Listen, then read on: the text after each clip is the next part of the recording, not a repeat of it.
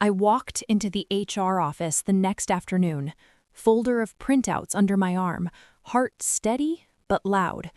The glass walls made everything feel exposed, bright lighting, clean desks, corporate calm that now felt false after what I had uncovered. Naomi sat behind her desk, polished, offering that practiced HR smile, the kind that never reaches the eyes. "Maya, have a seat. What can I help you with today?" I sat across from her, back straight, sliding the pay stubs and bank statements forward. "My hours have been cut without explanation, and the deposits don't match what I worked. I'm missing money." Naomi glanced briefly, then clicked her pen once, twice. "Scheduling is management discretion, Maya. Derek adjusts based on business needs." Business needs. The phrase landed like a door closing.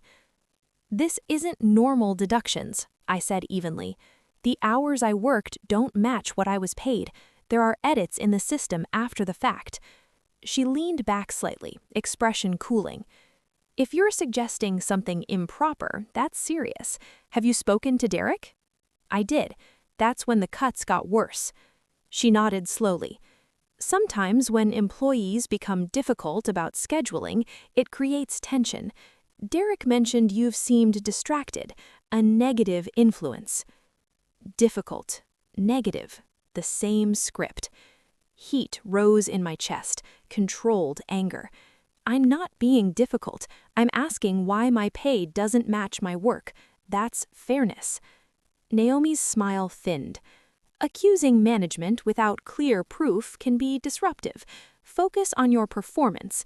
If your attitude improves, your hours may be reviewed." The imbalance became clear. HR wasn't protection, it was reinforcement. I gripped the documents tighter. "So I should just accept missing money?" She clicked her pen again. "I'm suggesting you focus on your role and let management handle scheduling." Attitude, again. I stood slowly. "I'll follow up in writing so everything is documented." Her smile returned, polite and final. "That's fine." I stepped into the hallway, the long corridor stretching ahead. My reflection in the glass looked smaller than I felt, but inside, something had hardened. HR wasn't going to help. Naomi had dismissed the missing money, echoed Derek, and labeled me difficult. I stopped near a window, city light filtering through the glass, and took a slow breath. The hurt was sharp, but it clarified things. If internal channels wouldn't protect me, I would protect myself. I pulled out my phone and opened my notes. I typed everything. Naomi's exact words, management discretion, difficult, attitude, the implication that my hours depended on compliance.